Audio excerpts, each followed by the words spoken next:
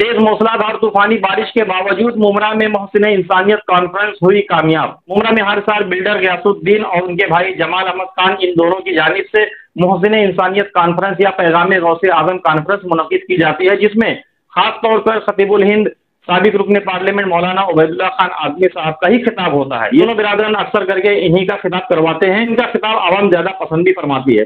इस तरह से मौलाना उबैदुल्लाह आजमी ने यहाँ पर बहुत सारी इस्लाही बातें कही, समाजी, सियासी और दौरे हाजरा पर उन्होंने रोशनी डाली। क्या कुछ कहा मौलाना उबैदुल्लाह आजमी खान साहब ने, समात फरमाएं उनकी जुबानी। आप देख रहे हैं सवेरा मीडिया, मैं हूँ अनवारुल हसन। मोहसिन इंसानियत के नाम से थी। कायनात आलम में हज़रत मोहम्मद मुस्तफ़ा सल्लल्लाहु अलैहि वसल्लम ने इंसानियत पे जो एहसान फरमाया है और इंसानियत को जो निज़ाम हयात अता फरमाया है, उसको मुसलमान तो मुसलमान, इंसाफ पसंद गैर मुस्लिमों ने भी तस्लीम किया है।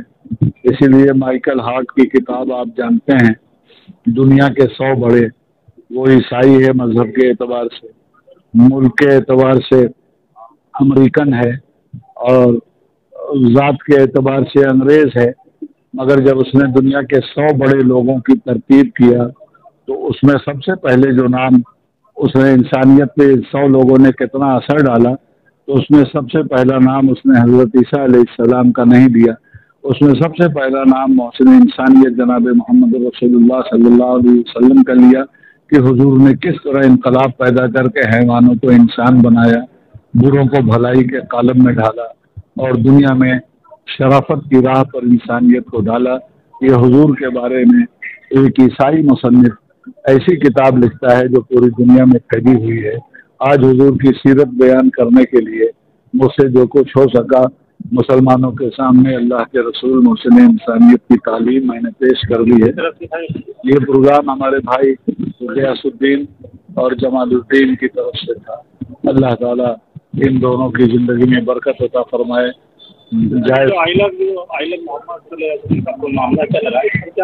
नहीं, देखिए इसमें बहुत होश की ज़रूरत है।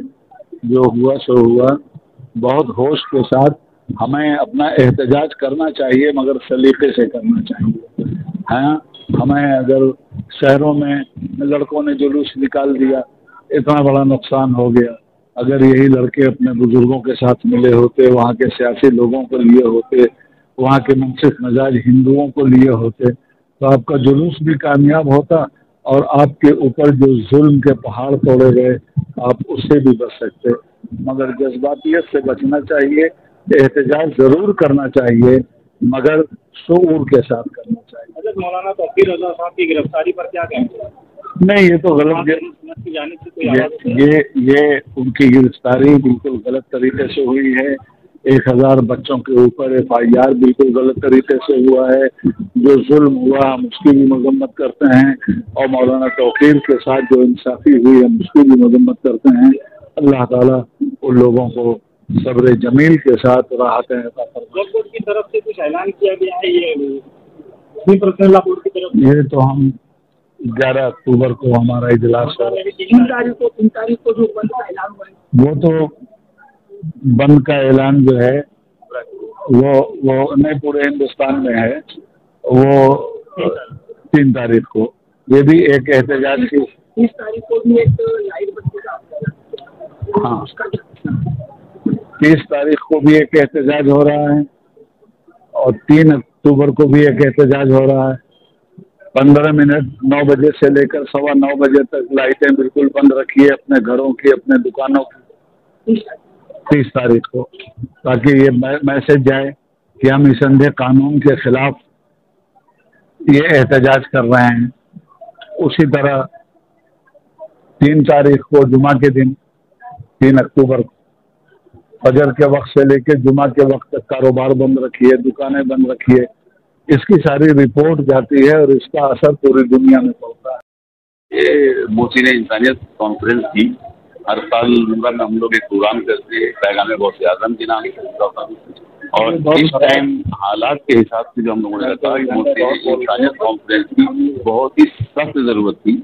और मोहसिन इंसानियत कॉन्फ्रेंस के ऊपर मेरी नज़र में हिंदुस्तान मौलाना उबैदुल्लाह आजमी से अच्छा कोई नहीं बोल सकता है। हुजूर की सीरत क्या है, हकदारों को हक देना है किस तरीके से, पड़ोसियों को हुकूक क्या है, ये उबैदुल्लाह आलम के साथ सीखने को मिलती है।